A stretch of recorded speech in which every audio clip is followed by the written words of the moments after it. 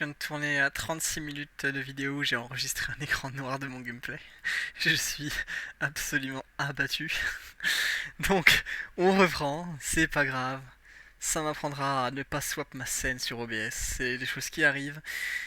Donc, petit gameplay plante florale. Je vais pas vous faire tout le temps de chargement parce qu'il va durer les 5 minutes. Jeremiah Taylor ici en bas à droite et AFK. Je vous laisse simplement apprécier plus ou moins la tronche de l'élo de la game. Donc, deux joueurs actifs en dessous de 1000, un joueur AFK, trois joueurs entre 1050 et 1100, ce qui commence à être correct. Ça veut dire que c'est des joueurs qui gagnent régulièrement leur partie et qui font pas trop de contre-perf. Donc, l'élo moyen, je pense, a un peu baissé, notamment depuis que tous les joueurs AFK à 1250 sont descendus. Mais en tout cas, l'élo moyen a un peu baissé par rapport à l'époque, notamment je pense dû au fait qu'on puisse plus jouer contre des bots. Et donc en réalité, déjà avoir 1096 d'élo, ça commence à représenter quelque chose de vraiment sympa. Donc c'est pas du tout un mauvais joueur. Et évidemment, on a Félosion. Félosion ici, qui est quand même respectable pour avoir été longtemps le top 1 du ladder. Et donc on est contre la bête dans notre game. Ici, il est pas dans son assiette ces derniers temps, j'ai l'impression. Mais toujours est-il qu'en termes de gameplay, il est là quoi. Ça va être notre adversaire du jour. Est-ce qu'on pourrait ne pas avancer trop vite, s'il te plaît, le jeu? Merci.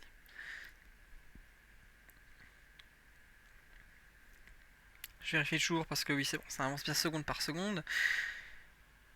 Des fois, le lecteur multimédia de mon PC nous fait des petites blagues, on va dire. Donc, j'espère que vous êtes tous hypés, d'ailleurs, pour le tournoi qui arrive samedi. Et pour la mise à jour qui arrive derrière. J'ai pas pu. Ah oui, la musique a mis un peu de temps à se déclencher. Normalement, c'est toujours le moment où j'éteins la musique. Donc, au tour 1. Allez, on va mettre pause. C'est maintenant qu'on explique les concepts et qu'on les explique en détail. Même si j'ai probablement déjà dû les expliquer dans une vidéo, il est possible que cette vidéo ne soit jamais parue, donc je sais plus exactement qu'est-ce que j'ai dû dire dans mes derniers guides. Mais concrètement, en termes de concept, vous avez trois façons de posséder une unité. Vous pouvez posséder une unité sur votre board. Votre board, c'est votre terrain. D'accord? C'est ce truc-là. Sur votre board, vous avez vos unités qui combattent. Vous disposez également de votre bench, donc votre banc ici, là derrière. C'est votre réserve, là où vous possédez des unités qui ne combattent pas. Le point commun entre le board et le bench, c'est que c'est qu'ils contiennent en fait des unités que vous avez achetées.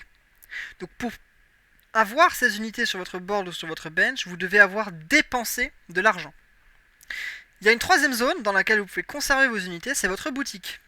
En fait, en loquant votre boutique, les unités que vous gardez ici ne changent pas d'un round à l'autre.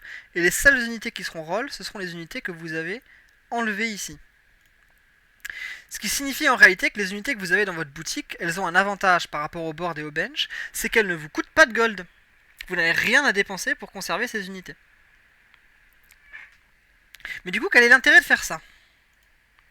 Quel est l'intérêt de faire ça? Et bien éventuellement, il existe des combinaisons de Pokémon autour d'eux qui vous permettent de battre Ratatak et ses deux Ratata avec seulement 2 Pokémon. Ce qui vous permet, autour d'eux, si vous avez ces combinaisons, de pouvoir gagner le round contre les Ratata, avoir votre item et avoir 10 gold ici d'intérêt. Si vous ne le savez toujours pas, pour chaque tranche de 10 gold d'intérêt, enfin pour chaque tranche de 10 gold ici que vous avez dans votre banque, vous générez à la fin du round 1 gold d'intérêt. Donc plus vous avez d'argent en réserve, et plus vous générez d'argent. Plus vous êtes riche, plus vous devenez riche. Donc on a tout intérêt à gérer des paliers de 10 gold aussi souvent qu'on le peut. Et au tour 2, si on en génère un avant tout le monde, et bien on prend 1 gold d'avance sur toute la partie. Et ce gold d'avance, ça peut vous permettre d'avoir 20 gold à la place de 19 au tour suivant, ce qui fait qu'au tour suivant, vous régénérez un deuxième gold d'avance sur tout le monde. Ce qui signifie que maintenant, vous avez 2 gold d'avance sur la partie. Et la même chose se passe pour le palier de 29 à 30. Et vous pouvez générer un troisième gold d'avance sur toute la partie. Et donc en fait, on se rend compte assez facilement que générer un gold d'avance au tour 2, ça vous fait vous générer au tour 10 à peu près, si vous générez bien votre économie, quelque chose comme plus 6 ou plus 7 par rapport à la plupart des joueurs dans les lobbies. Ça vous demande de sacrifier des points de vie, ça vous demande de jouer la chain lose, mais vous allez voir qu'on va gérer une économie absolument gigantesque dans cette partie. Mais là, malheureusement, on peut pas le faire. Donc, on va juste acheter des unités. Bon, même sans ça, on va gérer une économie de fou en utilisant la synergie water. Mais vous ne pouvez qu'imaginer ce que ça serait si en plus on avait pu avoir le gold d'avance ici. Vous allez voir, on peut vraiment faire des dingueries absolues en termes d'économie sur ce jeu, quand on sait s'y prendre. Ça va être assez indécent. Donc, les ratatak, rien à dire. Normalement, n'importe quelle combinaison de 3 Pokémon les battent. Ce n'est pas le cas pour les combinaisons de 2 Pokémon. Vous pouvez largement perdre contre ratatak. Et donc là, on a un fossile. Quand on a un fossile comme ça en early, quand on n'a pas le choix, la première priorité, c'est de compléter le fossile. J'ai envie de jouer une game de plantes. Je vais prendre la graine, tout simplement parce que j'ai le fossile. Peu importe les autres items que j'aurais eu, j'aurais pris cette graine parce qu'il faut que je rentabilise ce fossile avant qu'il ne devienne un poids. Fossile, c'est un item qui a très facilement tendance à être un poids dans une composition. Du coup, on veut jamais le garder. Donc là, vous voyez, je fais en sorte de garder un palier de 10 gold. Je vends les unités que j'ai en trop. Tout simplement parce que je veux générer ce gold d'avantage à la fin du tour. Si j'avais 9 gold, je perdrais un gold d'intérêt à la fin de mon tour. Et chaque gold compte dans une game de Pokémon Auto Chess. Qu'est-ce que je veux là? Qu'est-ce que je veux? Je veux ce qui reste. Je vais prendre le mana. En général, je préfère le mana à la glace. D'accord. C'est les deux items que j'ai le moins envie d'avoir la plupart du temps. Mais mieux vaut toujours avoir le mana. Donc là, maintenant, mon objectif, ça va être de jouer ces Pokémon haut. De les positionner de la pire façon possible. Parce que plus tard, je voudrais essayer de jouer des bébés pour faire des œufs. Et pour ça, il me faut une chain loose. Et je veux aussi atteindre absolument mon palier de 20 gold. Donc vous voyez que Evoli m'intéresse. Chetiflor m'intéresse. Mais je ne veux pas perdre ce palier de 20 gold. Donc au lieu de les acheter et de les mettre sur mon bench, j'utilise ma boutique. Puisque ma boutique permet de me les conserver sans dépenser d'argent. D'accord? Techniquement parlant, puisque 6 unités à roll me coûterait 1 gold, d'accord? Pour 1 gold, vous roulez 6 unités. Là, je gaspille 2 unités d'un roll, donc techniquement, je perds un tiers de gold pour les matheux qui ont suivi. Enfin, les matheux. On s'entend. Et donc là, je génère mes 30 gold d'intérêt. Je conserve ce palier. J'ai envie de garder toutes mes unités florales. Techniquement, il me coûte, si vous avez bien suivi, faites les calculs. Je vous spoil dans quelques instants. C'est bon les matheux, vous avez réussi 2 tiers de gold. Ça me coûte 2 tiers de gold de faire ça. Alors que si je les achetais et que je perdais mon intérêt, je perdrais un gold entier. Donc techniquement, à faire ça, je gagne 1 tiers de gold. Sur un roll. Sauf que le gold d'intérêt, c'est un gold entier que je suis sûr d'avoir. Techniquement parlant, le gold de roll, souvent, il n'est pas rentabilisé. Donc en soi, je préfère, quoi qu'il arrive, avoir mon gold à 100%. Que d'avoir des gold de roll, quoi. C'est pour ça que j'utiliserai toujours dès que je peux ma boutique dans toutes les situations. Donc voilà, vous remarquez que les unités qu'on a pêchées m'ont rapporté 1 gold supplémentaire par tour, ce qui m'a permis à chaque fois d'aller chercher mes 40 gold. Enfin, d'aller chercher mon palier de gold. Donc en réalité, là, si j'avais un Gobu à la place de Tiplouf, j'aurais pas eu besoin du gold de pêche. Là, en fait, mon board me coûte déjà un peu cher, d'accord? Tiplouf coûte 2. C'est pour ça que j'ai absolument besoin de vendre le Magikarp pour passer le palier de 40 gold. Si j'avais eu un Pokémon haut plus faible que Tiplouf, j'aurais pas forcément eu besoin de vendre le Magikarp. Mais bon, ça c'est du détail. De toute façon, l'important c'est qu'on ait passé le palier. Donc, il n'y a pas beaucoup d'items qui sont rentables à faire avec le collier de mana. En tout cas dans ma compo plante. Du coup, je vais directement chercher une armure parce que la boule fumée, donc écaille plus collier, c'est un des items les plus rentables du collier, je trouve. Donc je m'assure de pouvoir le faire. C'est tout, il n'y a pas d'autre grande idée derrière. Donc maintenant on arrive au tour 7, c'est le tour où je commence à avoir des vraies bonnes chances en faisant une loose avec mes bébés de toucher des œufs. Et du coup je Je vais juste poser mes bébés, je vends toutes mes unités haut, je récupère du coup les golds de mes unités haut que je vends, ce qui me permet d'acheter certaines de mes unités plantes, ce qui me permet de désengorger ma boutique, d'accord. Au lieu d'avoir 4 spots de boutique bloqués, je n'en ai que 2, ce qui me permet de roll un peu plus d'unités aléatoires, et donc de tenter d'avoir des meilleures unités, quoi. Donc là on veut continuer la chain loose, parce que déjà chain loose ça nous rapporte des sous, et en plus maintenant ça nous donne la possibilité de toucher des œufs. D'accord, on peut pêcher avec water et se permettre de perdre. Et c'est plus facile en fait de faire exprès de perdre que de faire exprès de gagner. D'accord, faire exprès de perdre, on y arrive quoi qu'il arrive. Ou quasiment quoi qu'il arrive. Du coup, pour se générer une chaîne de victoire ou de défaite, pour avoir un maximum d'argent, bah, la chaîne de défaite est plus facile la plupart du temps à gérer que la chaîne de victoire.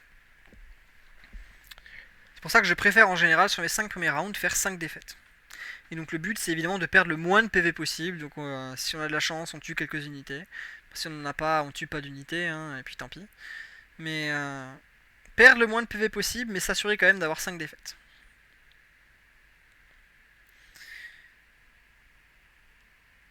Et on va donc arriver au fatidique tour 9 où de full lose on veut si possible le passer à full win. D'accord, donc maintenant j'ai suffisamment inté. L'objectif maintenant c'est vraiment de gagner. Et donc constater, je vais mettre en pause ici. Je suis tour 9, d'accord, pas tour 10, hein. Tour 9. Je suis niveau 6 avec 50 gold. Donc j'ai pu passer niveau 6 avant d'affronter Léviator sans perdre un seul gold d'intérêt ici. En termes d'économie, c'est exceptionnel. C'est absolument rarissime d'avoir une économie comme celle-là. J'ai vraiment très peu de joueurs s'en sortent avec autant de gold à ce stade de la partie. Et en fait, ça va me permettre d'atteindre le niveau 8 largement avant tout le monde dans la partie. Et de m'assurer ainsi de passer de ma full chain lose à une full chain win. D'ailleurs, vous pouvez rembobiner plutôt dans la partie quand on était au tour 7, je crois. J'avais 50 gold à partir du tour 7. J'ai mis normalement ma souris sur les portraits à la droite. Vous pouvez voir où en étaient du coup les économies des joueurs. À part Phélosion, qui était à 40 gold, donc avait déjà 10 gold de retard sur moi. Déjà 10, hein. Le reste de la partie avait au moins 20 gold de retard. Il y avait un autre joueur qui avait dépassé le palier des 30. Donc j'ai une avance qui est indescriptible sur tous les joueurs de la partie en termes d'économie. D'accord ? J'ai peut-être un retard de board, et encore, j'en suis pas convaincu. Mais en tout cas, j'ai une avance d'économie qui est absolument indescriptible. Donc là, mon but cette game, c'est de jouer Maractus. J'ai vraiment envie d'avoir le Maractus, c'est lui mon plan. Et donc là, j'ai touché un chamallow très tôt dans la partie. Ça, souvent, c'est le genre de truc qu'on n'ignore pas. D'accord, si j'avais voulu, j'aurais pu swap feu juste sur cette draw, parce que ce chamallow c'est extrêmement fort. Mais je préfère largement avoir 7 Pokémon plantes qu'avoir juste une unité forte comme ça, parce que le palier plante 7 est juste trop fort. Donc je pense que j'affaiblirais ma compo à poser ce truc. J'ai dépensé mes sous. D'accord, j'ai décidé de descendre en dessous du palier de 50 gold pour ce round. Donc je perds 2 gold d'intérêt à la fin de ce tour. Pour passer mon niveau 7, tout simplement parce que le palier plante 7 à ce stade de la game est littéralement, je pense, impassable par qui que ce soit dans le lobby. Donc maintenant j'ai suffisamment perdu, j'en avais marre de perdre. J'ai perdu assez d'HP, je veux passer en full chain win et ne plus perdre un round si possible jusqu'à la fin de la partie. Donc j'ai fait ma boule fumée, parce qu'il fallait bien que je rentabilise ce collier. Les spells de Maractus fonctionnent de manière à ce que les dégâts qu'il fait sont proportionnels à son armure. Donc j'aurais pu faire un casque brut pour maximiser les dégâts de Maractus. Ce que je n'ai pas fait. Donc on peut argumenter sur cette décision. J'aurais peut-être pu faire le casque brut à la place de la boule fumée, c'est vrai. Mais en soi, la boule fumée est un item que je trouve tellement fort que du coup j'ai préféré faire ça. C'est pas l'item le plus fort du jeu, hein. En termes de l'item défensif, le Shiny Charm est absolument indécent, bien entendu. Là, j'ai pas de composant de Shiny Charm. Donc, par contre, du coup, je lui mets l'écaille parce que le composant lui rapporte un tout petit peu d'armure. Donc, techniquement, ça augmente un petit peu ses dégâts. Bon, ça peut faire une différence. Je vous propose de compter le nombre de morts de Maractus à partir de maintenant. On va compter combien de fois Maractus est mort dans la game. Donc, pour l'instant, on est à 0. Donc, ce tour-ci, vu qu'on a un AFK, je ne joue pas. Et alors, sachez que sur ce patch, j'espère que ce sera corrigé au prochain, quand vous ne jouez pas un round, vous interrompez votre chain win ou votre chain lose. Donc là, ça va que ma chain win n'était que de 1, donc du coup, c'est pas si grave de l'interrompre. Mais si j'avais si j'avais perdu une chain win de 5 et du coup 5 gold à la fin du round juste parce que j'ai pas eu le droit de jouer, alors ça m'aurait passablement énervé. C'est pour ça que j'espère que ce bug sera résolu très vite.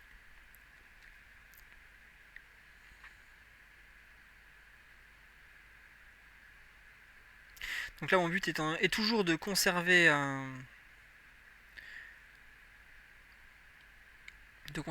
si possible mes 50 gold. Donc là, en l'occurrence, je peux. Et je vais essayer maintenant, si je peux, d'aller chercher Floral 6. Donc je me pose la question, est-ce que remplacer Vert Pomme par une unité qui est simplement commune, tout ça pour passer Floral 6, ça vaut le coup? Je décide au final que oui, que ça vaut sans doute le coup. Tant pis pour Vert Pomme. Vous remarquerez que l'item que j'ai été chercher, du coup, c'était une deuxième écaille, parce que je voulais compléter le casque brut, qui est un très bon item sur Maractus.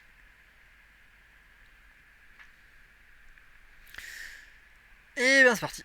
Bon, là Maractus se fait pas focus, donc c'est un peu de la triche qui prennent pas de dégâts. Mais ça, là maintenant ça y est. Normalement il va commencer à se faire un peu taper. Et ben il a pas envie de mourir. Mourir c'est pas sa cam. Mourir ça l'intéresse pas Maractus. C'est pas son truc. Prend pas de dégâts. Donc très stylé bien sûr, hein. On dépense tous nos sous ici en niveau. On ne descend plus en dessous du palier de 50 gold, de toute façon j'ai le temps. Mon plan de 7 Floral 6 est largement assez fort pour tenir à ce stade de la partie. Je suis largement au-dessus de la courbe de puissance des compositions de la game. Grâce à mon économie d'ailleurs. Hein. Enfin largement. En vrai, maintenant que je n'ai pas roll et que j'ai dépensé en XP, je suis à 22 d'XP. Donc j'ai un tour d'XP que les autres ont sans doute dépensé en ressources. Donc en soi, je suis peut-être juste even sur la courbe de puissance. Je suis en avance sur la courbe d'XP. Mais je suis sans doute even sur la courbe de puissance. Et donc là, je remarque qu'il y a une composition poison. Et la composition poison, ça m'énerve parce que du coup, ça counter un peu plante, puisque un poison, ça donne de l'anti-régène. Du coup, je vais devoir m'adapter. Je vais devoir trouver un moyen de counter cette compo poison, parce que sinon, elle va me casser les pieds. Et toute la suite de le prochain tour, en fait, va se résumer à trouver et à montrer la solution de comment est-ce qu'on counter la compo poison. Parce que sinon, c'est bien la composition qui pourrait être top 1, quoi. Rien à dire hein, sur ces rounds. On pète le Lugia. C'est long parce qu'on est plante, on n'a pas tellement de dégâts.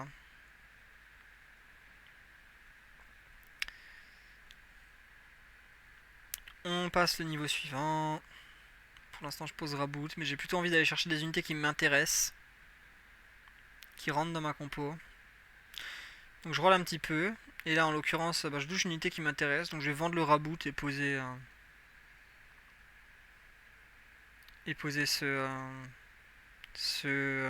comment il s'appelle, Rose Bouton.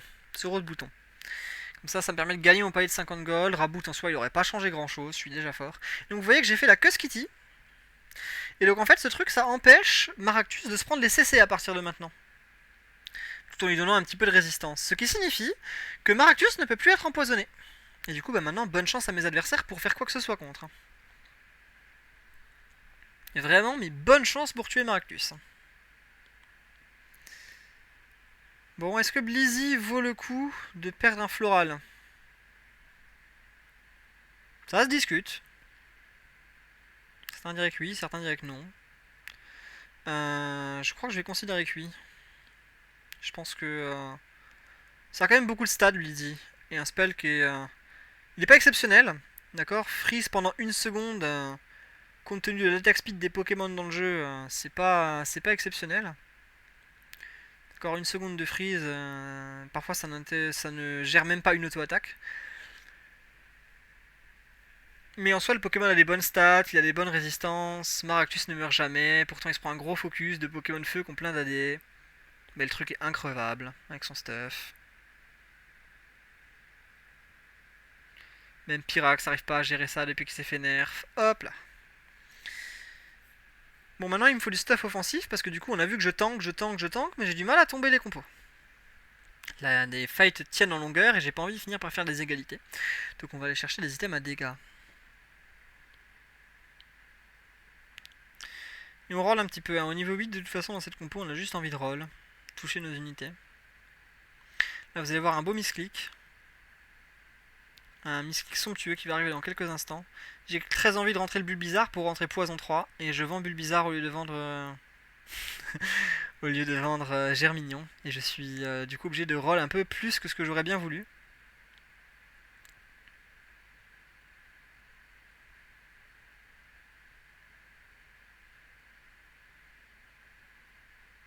Bon là je roll un peu trop. Hein. Avec les rolls que j'ai fait, je descends en 40 gold au lieu de rester à 50. Me suis montré un peu impatient. Mais en même temps j'étais à...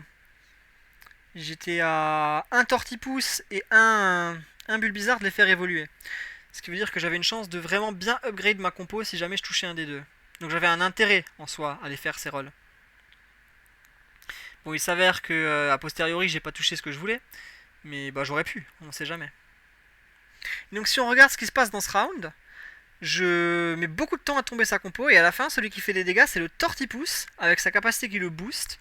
Et du coup à ce moment-là de la partie je me suis dit est-ce que investir au tour 20 sur du Zénith pour que Tortipousse puisse faire beaucoup plus mal, beaucoup plus vite, c'est pas le play de la partie.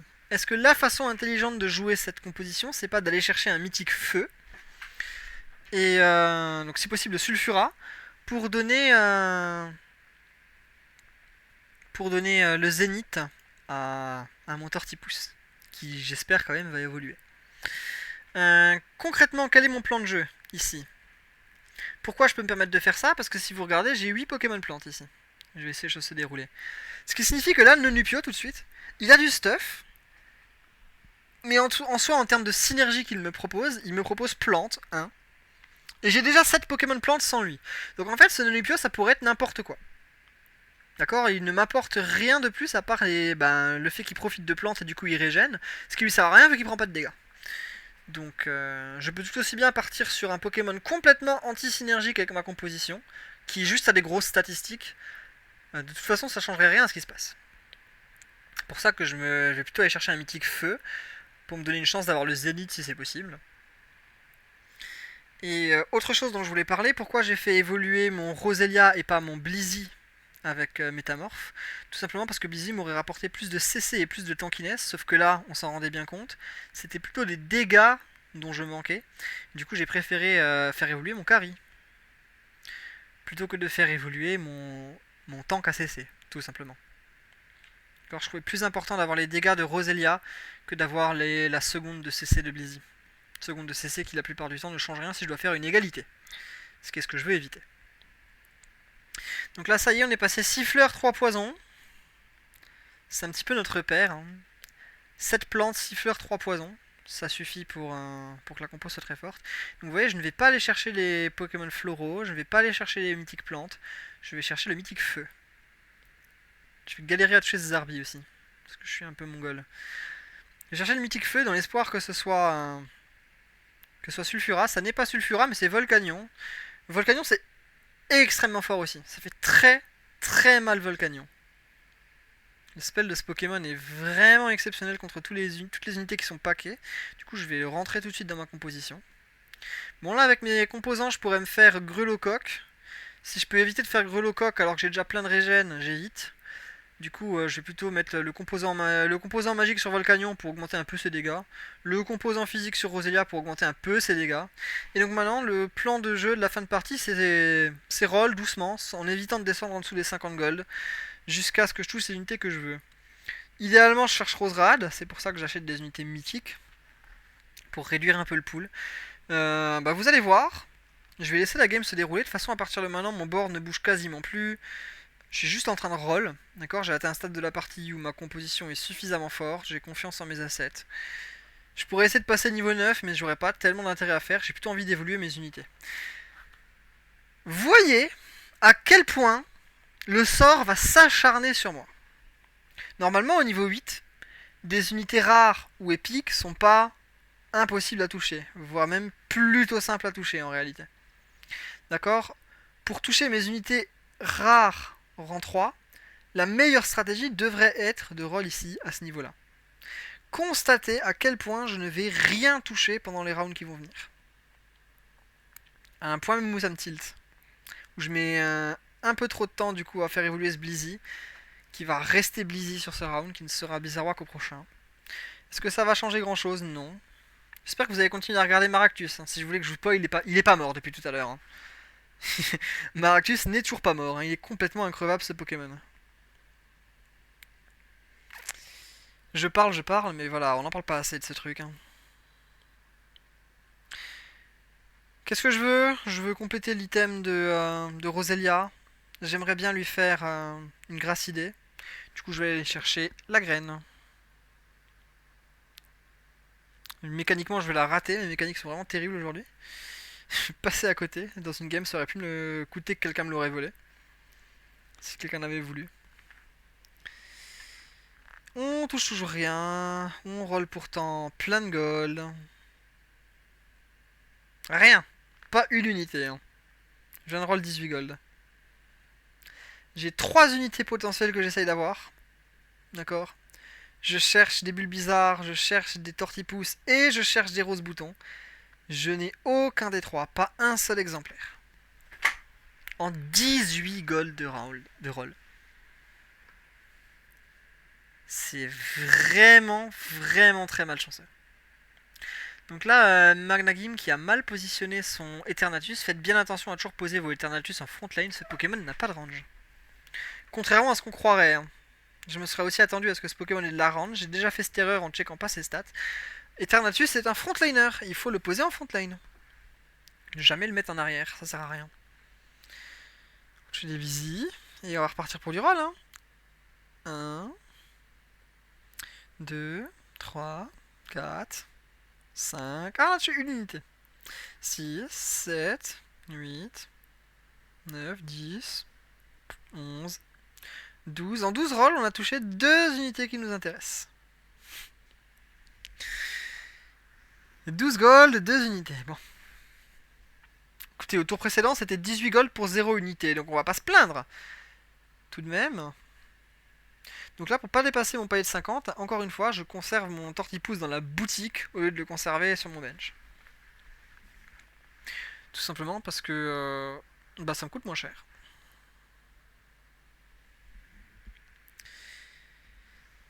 Toujours pas mort, by the way. On va continuer roll. 1, 2, 3, 4, 5, 6. Ah, j'en ai raté un.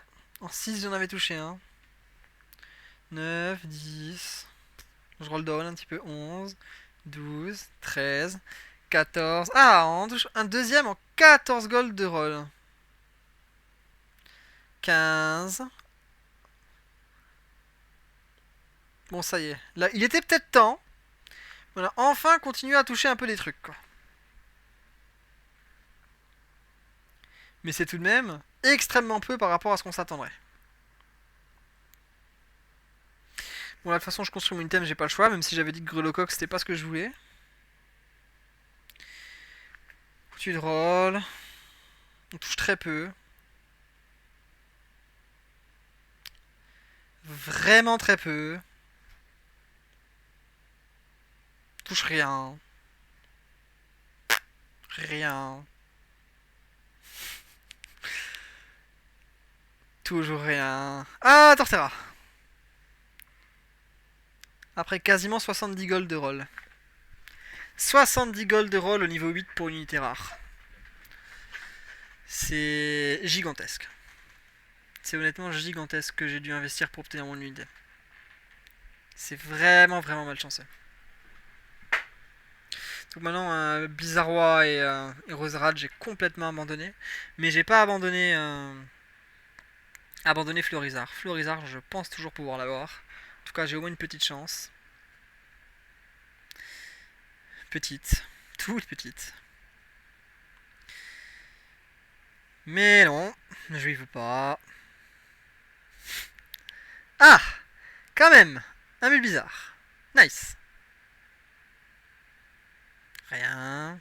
Lui, j'en veux plus. Rien. Et rien. Nice.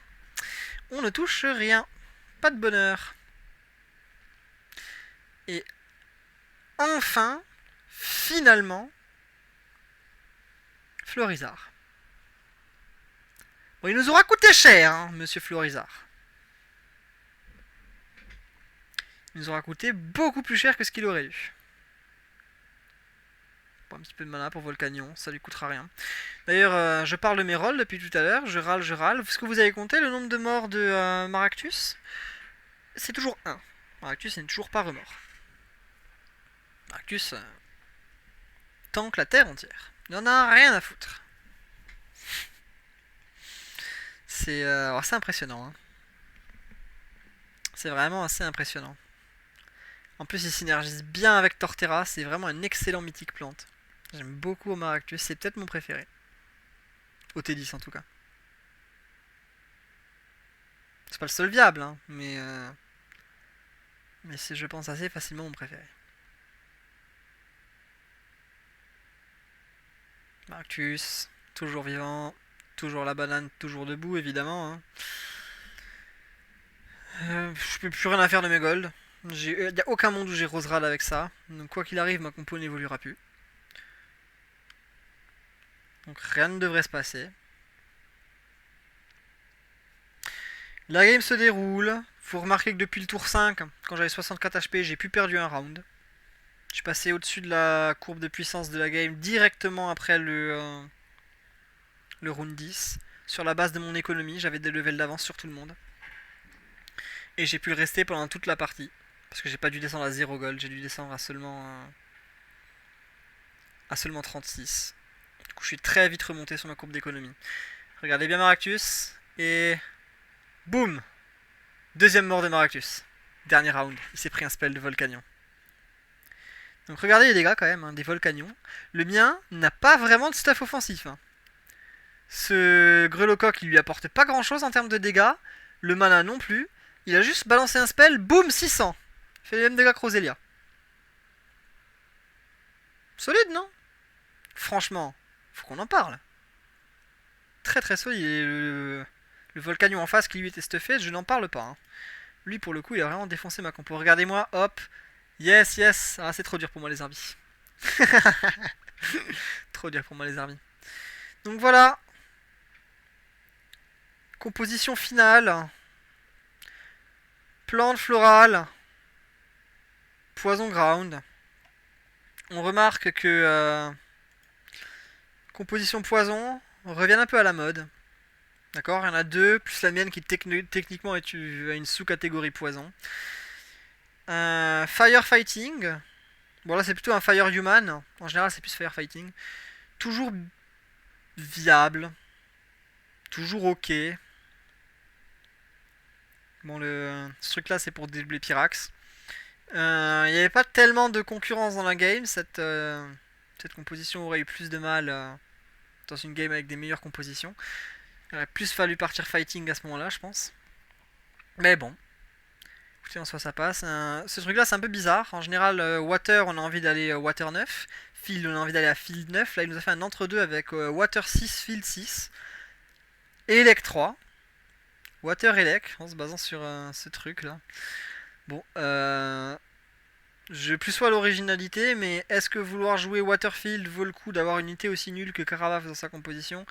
Je ne sais pas, parce que quand même quand on regarde la tronche des unités, Coquillas pas évolué, ce truc là pas évolué, Carabaf et l'énergie, bon ça fait 4 unités de merde quoi. La compo elle se base vraiment sur les deux mythiques et le reste, bon... hein. Oh, deux vieilles ombres. Mais il a touché combien de fossiles lui? Un fossile 2 avec deux vieilles ombres, il a vraiment pas eu de bol en vrai. Hein. Donc peut-être que cette composition, s'il avait pas touché autant de fossiles et qu'il avait en fait des items sur ses Pokémon, peut-être que cette composition elle aurait beaucoup mieux marché que ce que je suis en train de voir là. Lui, avec un peu plus de chance sur ses items, il aurait peut-être été top 2 contender. C'est pas trop. Félosion, grosse déception. Normal 8, en général les joueurs de normal restent plutôt à normal 7. Mélo pas évolué. Toudoudou pas évolué. Funette pas évolué.